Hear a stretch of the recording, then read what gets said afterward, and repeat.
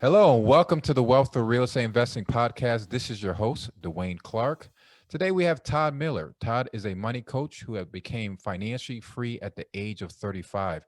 He is now on a mission to help others through financial education, navigating people to achieve their goals and dreams faster, along with having more fulfilled lives. Todd, thank you so much for joining us on the show. And how you doing, my friend?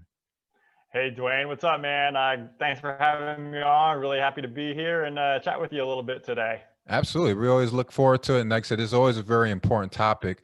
And what really got me really excited about this podcast was kind of your backstory, which I think resonates with, not just our listeners, but, many people across the country that are kind of thinking of like what to do. And so they can be able to become financially free, how you did it. Your story really kind of got me when I was reading your bio in regards to what most people go through is that they do the right things. They go to college, they get a job, and then things that are out of their control happens and things change. And I understand that kind of help with you, but I want to have you kind of talk about that and kind of explain that for the listeners. So would you mind kind of sharing your background with us? No, I was definitely happy to. So yeah, I really got my start in learning about personal finance and real estate back in college. I'm sure, like a lot of other people, they read Rich Dad Poor Dad, and that really changed the way that they thought about life and about money and the power that money had to really influence how you spent your time. So that got me really interested in money and, of course, owning real estate and the power that it had for you. So I took the next couple of years and really learned about real estate and about investing. And this was all while I was in school at the University of Florida. And eventually I did have to graduate. So I did. And kind of like most other people, that next step is transitioning into the corporate world and getting that first job. So I got a great job with a global Fortune 500 company. I was pretty proud of my accomplishment. I was really living the dream life that my parents had set up for me. But really, less than 8 months later, I got laid off due to the Great Recession.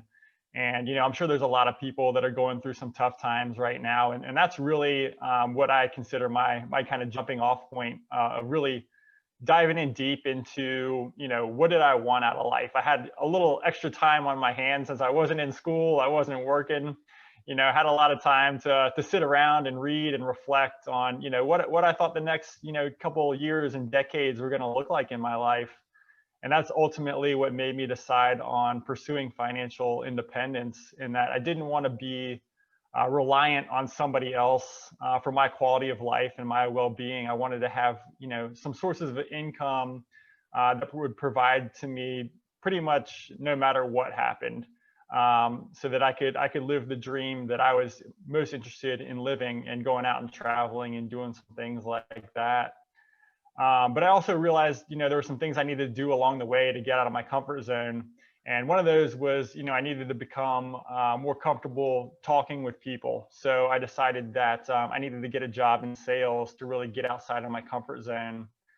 So that's what I did. My next job was working for a bank and in mortgage sales and helping people through the mortgage approval process. And this job really opened up my eyes to how people, kind of lived and how they spent their money. I was able to see that there's a lot of high income earners in the world, but also there's a lot of high income earners that live paycheck to paycheck and don't have a lot of money, saved up at the end of the month, just like a lot of people that don't have a lot of money.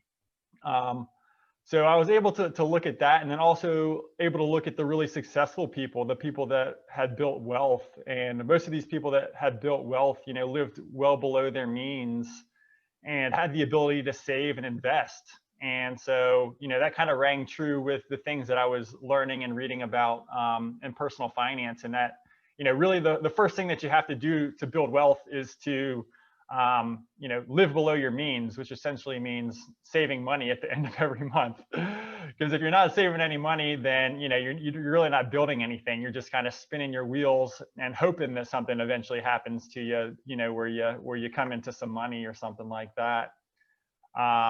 So as I'm going through this process and starting to make a little money selling some mortgages, I get together with some of my old friends and learn that they're starting to flip some houses. and they're looking for private money lenders.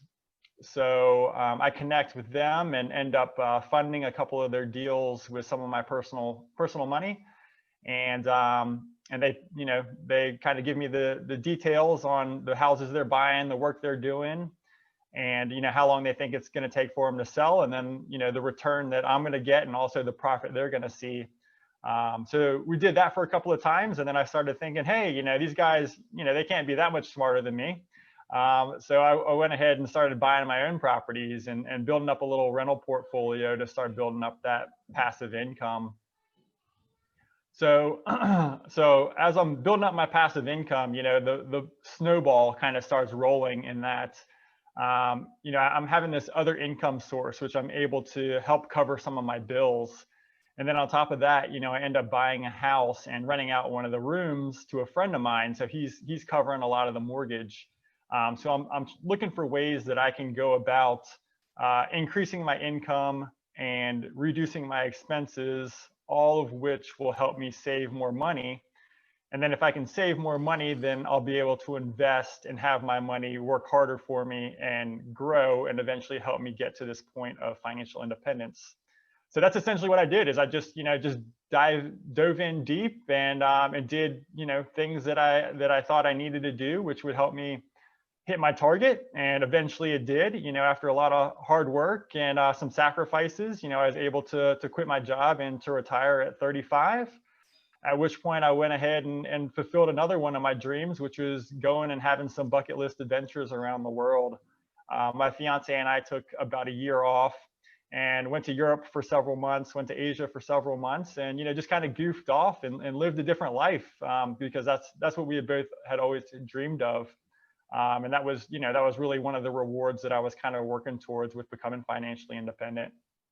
Well, yeah, definitely a great backstory. I love that a lot. And you had said a lot of things, which is perfect segue to the questions that I had. But the first one that kind of caught my eye was kind of your experience in the banking sector. You had mentioned seeing people making high income and low income and all of that stuff. So you're seeing all this stuff and how people are struggling. And you had mentioned regarding people are not saving and they don't have the ability to invest.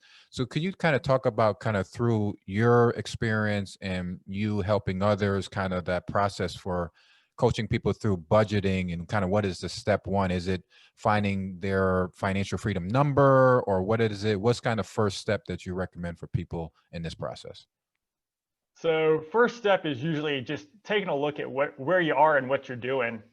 And that really just starts with compiling a list of, you know, assets and debts and seeing what you have, seeing what your income looks like and where your money is going every month, because that really starts to open up your eyes as to what your money is doing or not doing for you. I know when I was going through the process, you know, the first time I really started looking at my finances, I saw that I was spending a ton of money going out to bars and restaurants and that kind of thing. And that really opened up my eyes that, hey, you know, I'm getting some enjoyment out of doing this, but I'm probably not getting as much for the amount of money that I'm spending.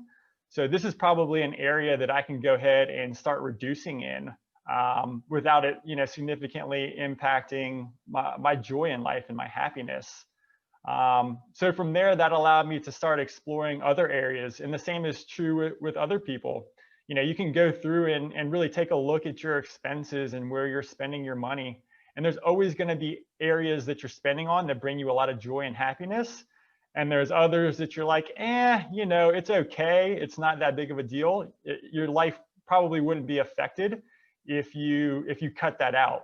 And for me, it was all about finding these categories and these areas where I was spending in that just wasn't providing much benefit in my life, and then reallocating that money to something that would provide benefit in my life. And for me, that was, you know, in putting this money towards my goals and becoming financially independent. So I think my story is very relatable to people because it's repeatable. It's not something like I went out and, you know, sold a company for several $1,000,000. This is just something that I stuck with for, you know, a number of years, and, you know, just created some new habits. And over time, that led me to be able to buy assets that would pay me money and slowly be able to get out of my job. And I think that's what a lot of people that invest in real estate, that's why they're interested in real estate, is they're looking for these alternative ways to make money and to eventually, kind of get out of their job and pursue something that has more meaning in their life.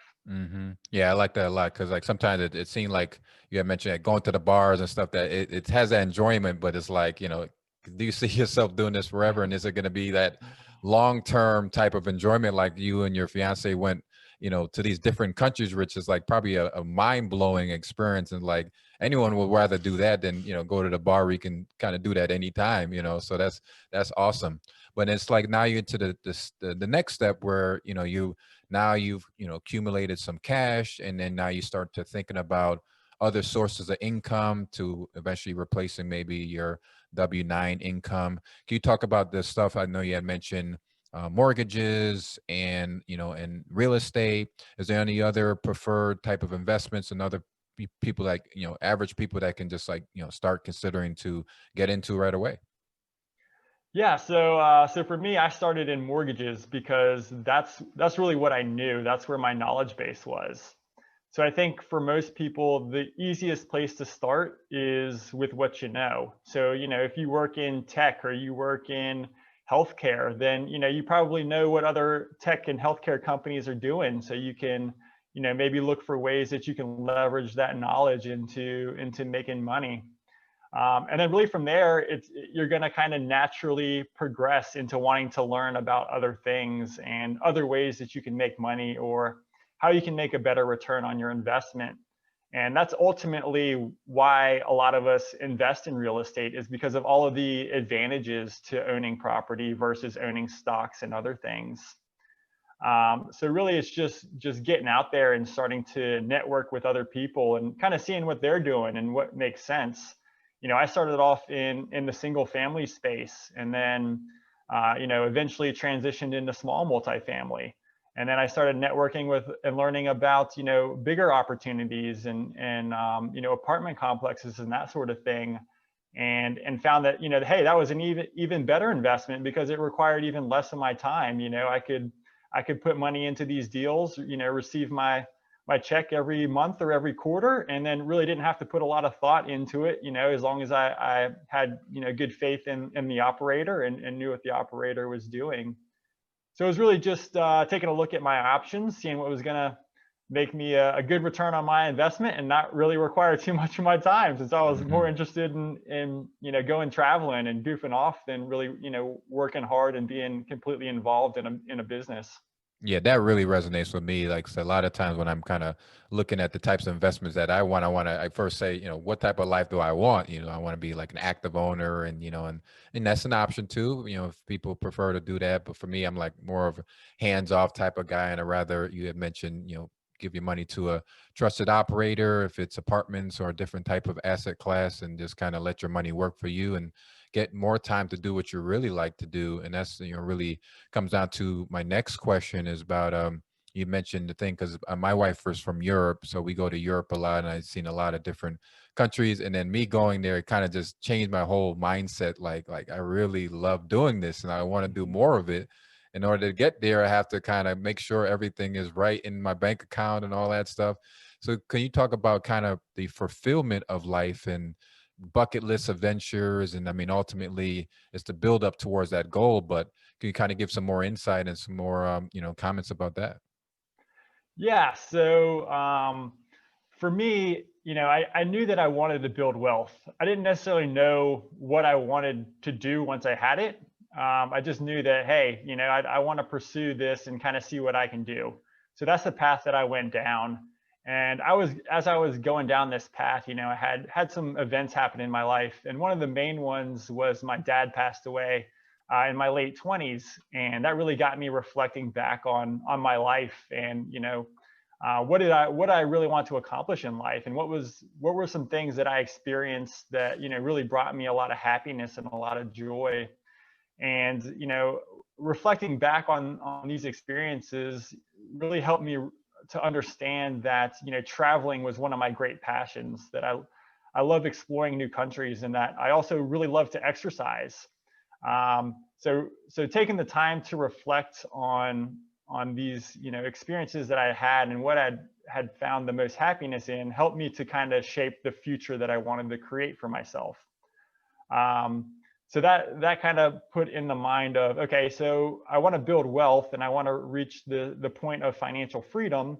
And so, based on the things that have been the most enjoyable to me in the past, that's what I want to do more of. I want to be able to go places and experience things and go on, long, crazy adventures and do some strenuous things, because that's ultimately what I remember the most and what makes me feel the most fulfilled.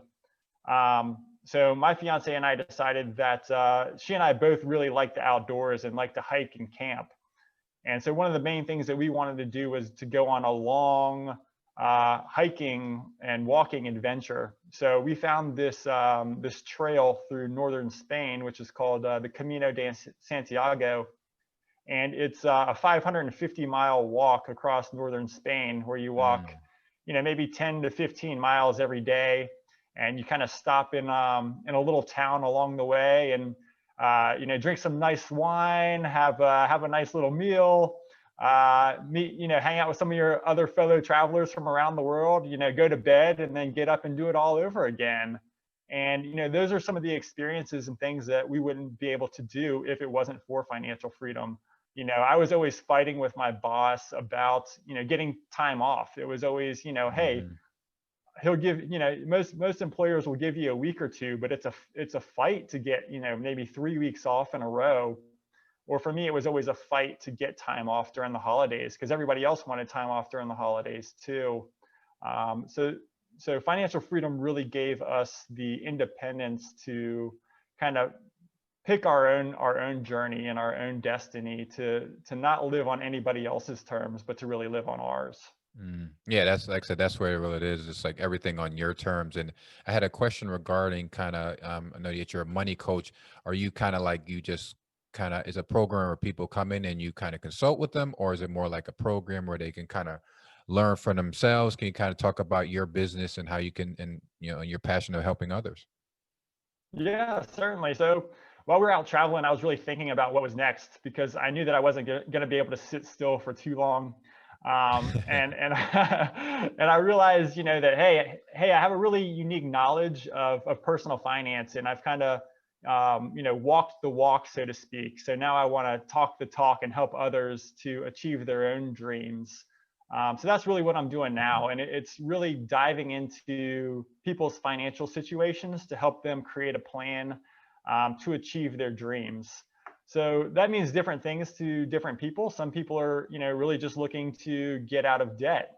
Other people are having trouble saving and budgeting and things like that. But then I also have some clients where we're developing plans, some long-term plans to help them start replacing the income, to develop passive income, so that they can one day, quit the job and pursue different areas that they're interested in life, or they want to spend more time with their family. I think that's one of the main themes that I see amongst a lot of my clients, is they just want to be able to be there for their children and their family as they grow up, and to have more of these experiences that are going to create meaning in their life. Because I think there's just a lot of people that are stuck in jobs that they don't necessarily find fulfilling, that they have to go to work because they have bills to pay and they have a family to provide for.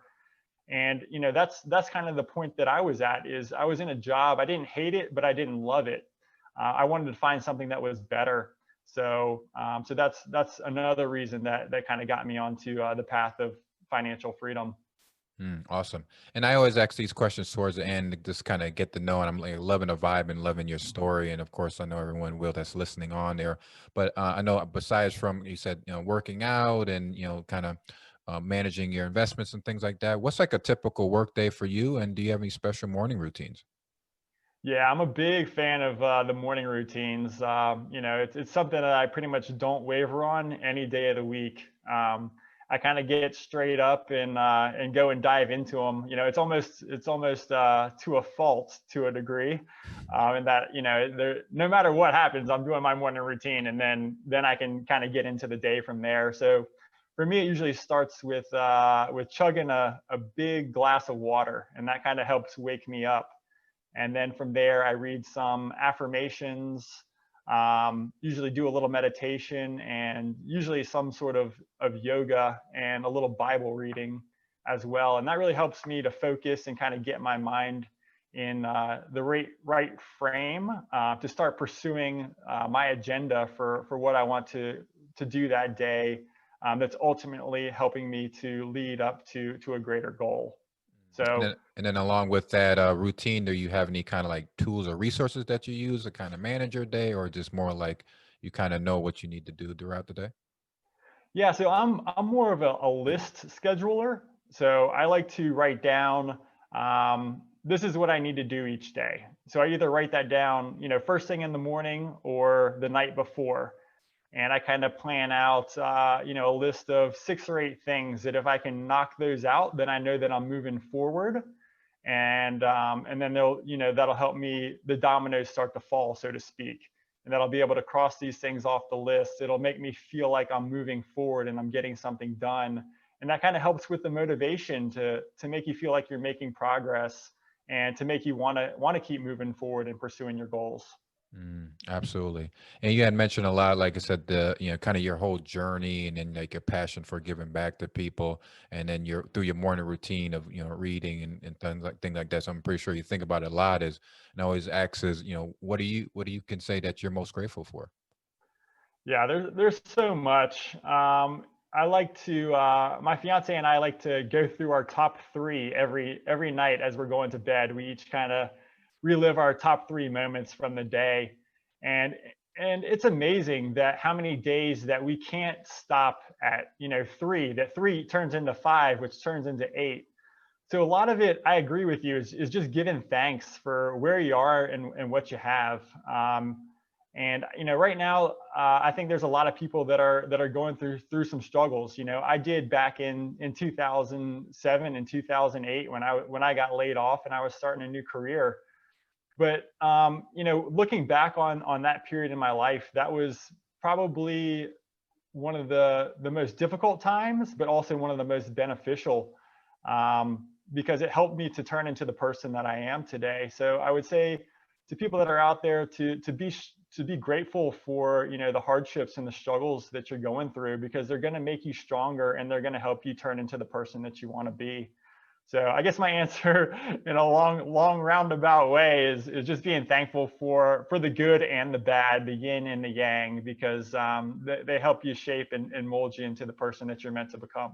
Right on. Yeah, good. Yeah, well said. Absolutely. So we'll make sure to have all your information in the show notes and blast that on the newsletter so everyone can get in contact with you. But would you mind sharing for us who are just listening, how do we get in contact you, and how do we, find you? Yeah, certainly. So my business is money coaching, and I focus really on the budget in order to help people to achieve their dreams. And my website is tightwadtodd.com. And up on the website right now, we have a white paper on the different ways that you can go about reaching financial independence. So I'd encourage all the listeners to go out there and check out that white paper and hopefully learn some new ways that you can go about creating some freedom in your life. Absolutely, Todd. It was a pleasure speaking with you. I love the vibe and I love kind of your backstory. And again, like I said, I know it's going to resonate with a lot of people, and definitely learned a lot. And hope for continued success for you and your wife. And look forward to connecting with you again soon. Thank you so much, Dwayne. Thanks for having me on, man. Take care. You too. Take care, my friend.